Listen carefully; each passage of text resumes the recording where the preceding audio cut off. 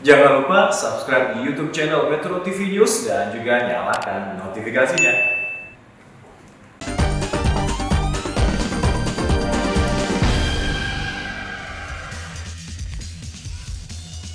Selamat malam pemirsa, Anda menyaksikan Prime Talk Tajam Mendalam bersama saya Wahyu Wiwoho.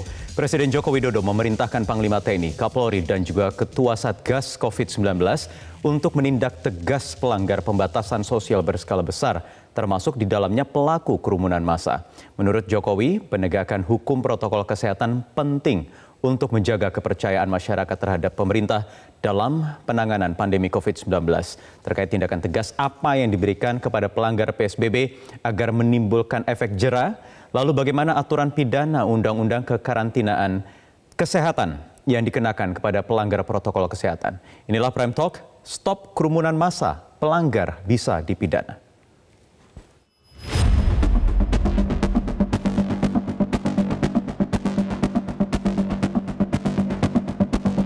Keselamatan rakyat adalah hukum tertinggi.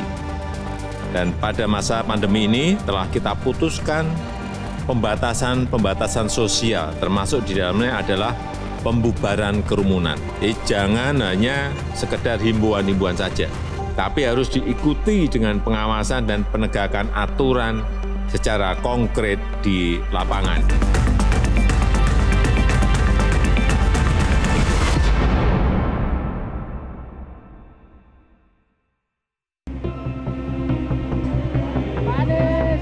Kerumunan massa di acara Rizik Syihab pada akhir pekan lalu berujung pada pemanggilan polisi terhadap Gubernur DKI Jakarta, Anies Baswedan. Pada Selasa siang, orang nomor 1 di DKI Jakarta ini memenuhi panggilan Polda Metro Jaya. Jadi hari ini saya datang ke Mapolda sebagai warga negara untuk memenuhi undangan dari Polda. Itu aja, makasih. Polisi meminta klarifikasi Anies berdasarkan laporan masyarakat. Laporan diterima karena ada dugaan terjadinya peristiwa tindak pidana dengan tidak mematuhi penyelenggaraan kekarantinaan kesehatan. Kerumunan massa di acara Rizik Syihab mendapat sorotan karena mengabaikan protokol kesehatan dan tanpa menjaga jarak. Padahal masih di tengah wabah virus corona. Jadi tahapannya adalah saat ini penyelidikan. Penyelidikan itu untuk menjawab satu hal, ada atau tidak ada pidana. Pertanyaannya kepada para penyelenggara pemerintahan, bagaimana ketentuannya? Ada yang dilanggar tidak dengan acara itu? Kalau memang ada yang dilanggar, maka telah terjadi pidana. Kalau telah terjadi pidana, maka akan dilakukan gelar perkara untuk menentukan ada atau tidak ada pidananya, baru kemudian dinaikkan kepada proses penyidikan. Tindak pidana pelanggaran kekarantinaan diatur di Undang-Undang Nomor 6 Tahun 2018. Ancaman hukumannya diatur di Pasal 93 mulai dari pidana penjara sampai denda 100 juta rupiah. Bukan hanya Anies Baswedan, dalam waktu dekat polisi juga akan memanggil penyelenggara acara yakni Rizik Syihab. Tim Liputan, Metro TV. Menko Kemaritiman dan Investasi Luhut Binsar Panjaitan menjelaskan bahwa kerumunan merupakan salah satu penyebab klaster COVID-19. Karena itu ia meminta agar seluruh elemen masyarakat termasuk pejabat negara untuk bisa mematuhi protokol kesehatan dengan tidak ikut kerumunan. Ini juga penting, kita tidak ingin kerumunan karena ternyata kerumunan itu adalah penyebab klaster-klaster baru, dan itu sudah ada evidence sama kita, sehingga seperti di Jakarta kita sangat menyayangkan bahwa terjadi kerumunan-kerumunan yang tidak baik, dan disayangkan juga pejabat ada yang hadir dalam kerumunan itu dan juga tidak karantin. Saya kembali dari Yunan 3 minggu yang lalu, 1 minggu saya karantin sebelum saya melakukan kegiatan yang lain. Nah, begitu juga nanti ini balik dari Amerika, kami ada juga prosedur harus karantina. Jadi saya pikir tidak boleh ada dispensasi pada siapapun yang balik dari, terutama dari negara-negara yang dianggap bermasalah. Baik, kita bahas langsung terutama terkait apa yang terjadi, apa yang berkembang dalam 1 pekan terakhir ini di Ibu Kota terkait beberapa kali terjadi kerumunan massa yang saat ini juga tengah diselidik. oleh Polri, teman-teman di Kepolisian Republik Indonesia. Akan kami tanyakan langsung kepada Kepala Biro Penerangan Masyarakat Divisi Humas Polri, Brigjen Awi Setiono, dan juga ada pakar hukum pidana Jamin Ginting. Selamat malam, Bapak-Bapak. Selamat malam, Mas Wahyu. Baik, saya ingin ke Mas Awi terlebih dahulu. Mas Awi, Presiden ini jelas memerintahkan kemarin kepada Panglima TNI, kepada Kapolri juga, kepada Kepala Satgas COVID-19 untuk menindak tegas pelanggar PSBB. Dan ini juga tercantum dalam maklumat Polri. Terkait apa yang terjadi di Petamburan, apa yang sudah dilakukan oleh teman-teman penyidik Polri, Mas Awi? Oke, Mas Wahyu, terima kasih. Assalamualaikum warahmatullahi wabarakatuh. Seperti kita lihat bersama bahwasanya kemarin Bapak Kapolri sudah mengeluarkan TR penegasan terkait dengan update situasi Kamtipmas, sehingga ada beberapa kasatwil yang harus bertanggung jawab. Kemudian yang kedua terkait dengan proses penyidikan sendiri, memang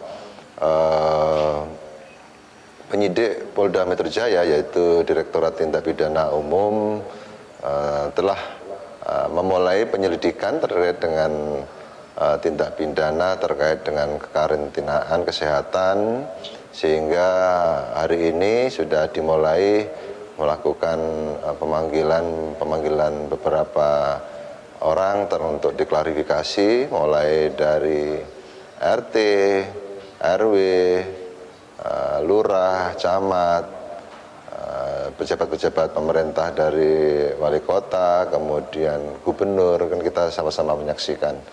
Termasuk nanti tentunya juga merambah kepada panitia, kepada orang-orang yang diundang hadir. Tentunya ini menjadi masukan kepada penyidik terkait dengan peristiwa pidana yang terjadi. Ada berapa orang total yang akan diperiksa atau sudah menjalani pemeriksaan?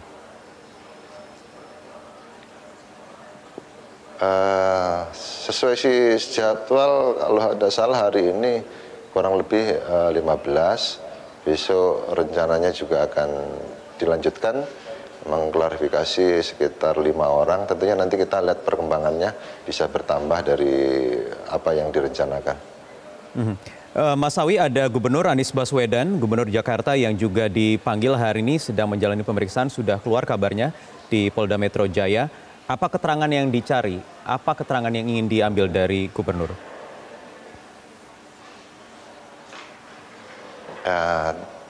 Tadi yang kami sampaikan bahwasanya tentunya orang-orang yang dipanggil yaitu orang-orang yang jelas melihat, mendengar, kemudian merasakan langsung kegiatan tersebut terkait dengan predikat seseorang dipanggil, tentunya sesuai dengan kewenangannya.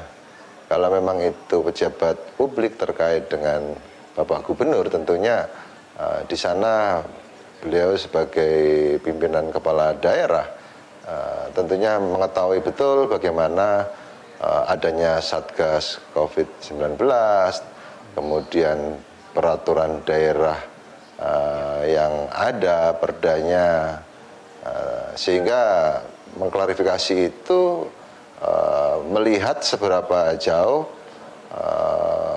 peristiwa pidana yang terjadi sebagai sudut pandangnya pada yang bersangkutan, begitu. Ya, artinya ini banyak pihak yang dipanggil untuk mencari peristiwa pidananya ya, Mas Awi ya? Ya, karena memang persyaratan dalam proses penyidikan kan harus penyidik itu memiliki bukti permulaan yang cukup untuk menindaklanjuti peristiwa pidana ini betul-betul terjadi atau tidak untuk menaikkan ke proses penyidikan. Oke, baik. Saya ingin ke Bang Jamin. Bang Jamin, bagaimana sebenarnya penegakan hukum soal kerumunan massa di masa PSBB transisi ini di Ibu Kota? Ya, sebenarnya ketentuan aturan hukum kita udah jelas ya mengenai Undang-Undang Karantina Nomor 6 Tahun 2018 melarang setiap orang dalam kerumunan yang bisa mengakibatkan adanya COVID di antara mereka, penyebaran tersebut. Dan ini bentuknya adalah pelanggaran ya. Jadi sanksi pidananya 1 tahun maksimum. Nah, jadi sebenarnya kalau keadaan ini dibiarkan seperti ini, harusnya ada penegakan hukum yang tegas.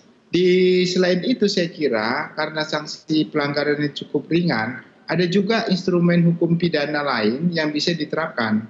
Itu di pasal 218 yang mengatakan bahwasannya barang siapa pada waktu rakyat yang sedang berkerumun tidak segera pergi sudah diperingatkan sebanyak 3 kali, bisa diancam pidana juga. Ya walaupun pidananya 4 bulan ya, tapi itu merupakan gabungan dari suatu perbuatan pidana. Jadi pertama dia sudah melanggar ketentuan undang-undang karantinaan, lalu dia diperingatkan untuk tidak berkerumun, lalu itu tambahan bisa dijadikan dasar juga begitu.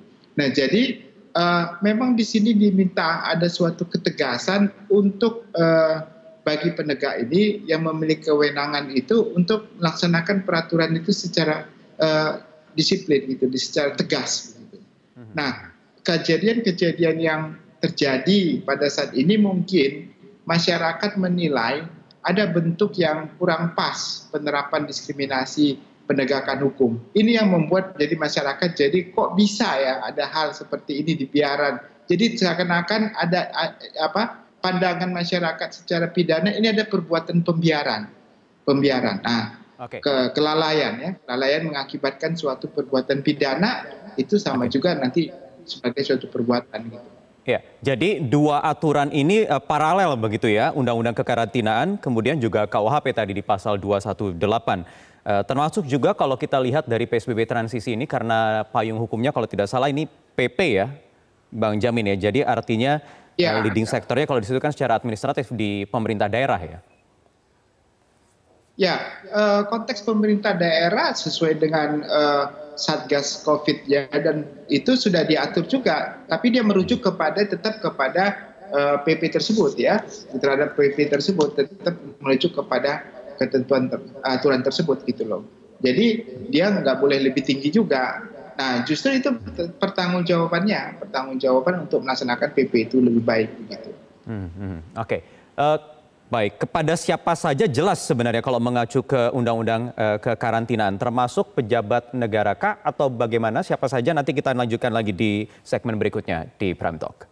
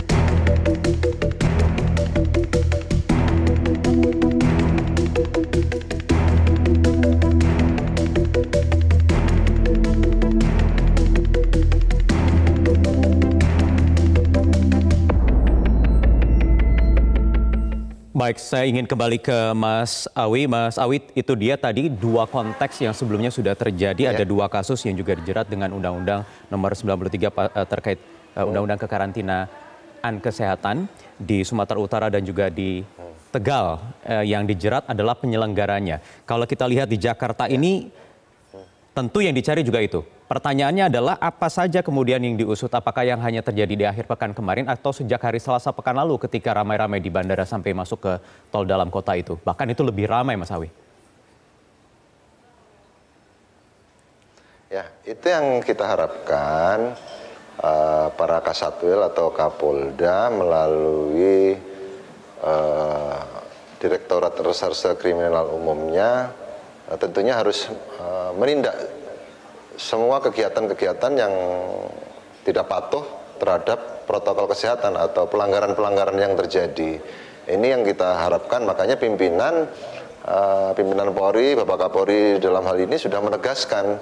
Hari Sabtu yang lalu juga sudah memberikan warning, sudah memberikan arahan terkait protokol kesehatan. Kemudian juga tanggal 16 kemarin juga telah mengeluarkan surat telegram nomor 3220.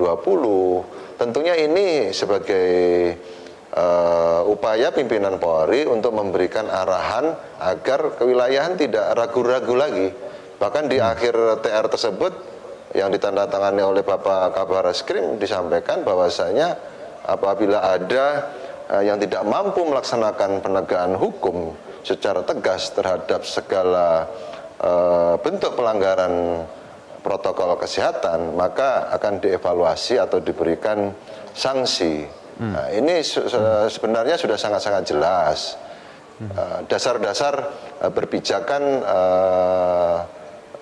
teman-teman kita di kewilayahan untuk menegakkan aturan-aturan terkait dengan protokol kesehatan. Bapak Kapolri sudah mengeluarkan maklumat sebanyak 2 kali pada bulan Maret, kemudian bulan September kemarin, kemudian Bapak Presiden juga sudah mengeluarkan Impres nomor 6 2020. Di sana diperintahkan jelas-jelas bahwasanya Polri bersama dengan TNI dibantu oleh stakeholder lainnya termasuk Satpol PP untuk melaksanakan patroli, pengawasan, penertiban terhadap protokol kesehatan dan penegakan hukum. Jadi sangat jelas sekali. Oke, Mas Awi, pertanyaannya kemudian ketika pekan lalu itu terjadi beberapa kali kerumunan massa, tidak hanya di bandara, di Petamburan sebenarnya, di Tebet dan juga di Gadok di Jawa Barat itu juga terjadi. Ada izinnya tidak atau ada permintaan izin untuk dilakukan satu acara yang sifatnya menghadirkan kerumunan massa atau tidak ke kepolisian? Jadi Bapak Kapolri sudah menyampaikan dengan jelas di maklumatnya bahwasanya selama protokol kesehatan Polri tidak pernah akan mengeluarkan izin terkait dengan keramaian. Tidak akan mengeluarkan izin keramaian, apalagi di tengah pandemi ini. Saya ingin kembali ke Bang Jamin. Bang Jamin tadi sudah menyinggung soal ada KUHP pasal 218. Ini kan tentunya ditujukan untuk yang membuat kerumunan atau yang ikut di dalam kerumunan itu. Pertanyaannya kemudian, ini kan ada peristiwa yang seharusnya kalau sesuai protokol, walaupun tadi sudah ditegaskan oleh Mas Awi, selama ini melanggar protokol kesehatan tidak akan diberikan izin keluar. Nah, yang kita tahu kemarin kan terjadi, Mas, apapun itu yang terjadi, sebelumnya apakah ada izinnya atau tidak, ini terjadi kerumunan. Ini bagaimana mencarinya? Apakah ditelusuri juga, apakah izinnya juga sudah keluar, sudah ditujukan, diajukan atau belum, atau bagaimana? Ya. Terkait dengan ketentuan tersebut, barang siapa, kan artinya siapa saja yang menyalahi atau tidak mematuhi ketentuan undang-undang kekarantinaan tersebut bisa dikenakan sanksi pidana yang diancam dengan pidana sebagaimana dimaksud pasal 93. Nah, dilihat dari aktor intelektualnya. Dalam konteks aktor intelektual adalah yang pencetus niat. Pencetus niatnya itu siapa? Gitu loh. Nah, dari pencetus niat itu baru ada eksekutor. Nah, dari eksekutor ini mendapatkan ide pelaksanaan dari pencetus niat. Dan pencetus niat inilah yang bisa dimintakan pertanggungjawaban hukum kalau memang terbukti dengan sengaja membiarkan dan mendapatkan keuntungan dari acara tersebut, begitu. Nah, jadi ini yang harus diperhatikan. Nah, kalau ada aparat penegak hukum atau pemerintah yang sengaja membiarkan dalam kalimatnya sengaja membiarkan, nah itu kategorinya berarti dia tidak melaksanakan tugas jabatannya dengan baik dan benar, begitu. Berarti dia bisa masuk dalam kategori penegak hukum atau PNS yang membiarkan terjadinya suatu perbuatan. Kalau dengan sengaja ya dapat dibuktikan ya, tentunya berdasarkan bukti-bukti yang kuat tentunya. Untuk itu karena semua pihak diperiksa juga, terkait juga aparat di pemerintah daerah yang menggelar aksi acara yang tempat di mana aksi atau kerumunan massa itu terjadi ya Bang Jamin ya. Walaupun ada instrumen lain karena ini kan di masa PSBB transisi yang balik lagi kita itu adalah instrumen lain di luar undang-undang, payung hukumnya berbeda. Ya kalau kita mau cari instrumennya banyak ya, di undang-undang penyakit menular juga ya, undang-undang 4 tahun 84 kalau nggak saya salah itu ada juga dikatakan bahwasannya kalau orang sengaja membiarkan saja terjadinya penularan terhadap atau tidak mencegah, itu juga penularan penyakit juga dianggap sebagai suatu perbuatan pidana begitu. Jadi kalau kita mau telusuri sebagai ketentuan penyakit menular itu juga bisa dijadikan dasar. Jadi yang saya perhatikan ada concern dari orang yang memang memiliki tugas penegakan hukum, concern aparat pemerintahan, tapi dia melalaikan tugas itu, gitu. Itu yang justru yang kita sayangkan itu. Itulah. Baik, itu adalah pencetus niat perkumpulan itu atau pejabat yang juga dianggap melakukan pembiaran ya, Bang Jamin ya, yang bisa dijerat pidana ya? Ya tentu kan pejabat kan punya tugas dan tanggung jawab janji jabatannya yang patuh terhadap peraturan perundang-undangan kan gitu sebagai melaksanakannya. Kalau dia sudah tidak melaksanakan dengan baik terhadap peraturan itu kan berarti ada sanksi yang harus diberikan. Oke, baik Bang Jamin, Mas Awi kita jeda lagi, masih ada satu segmen lagi yang akan kita lanjutkan di Prime Talk sesaat lagi. Tetap bersama kami.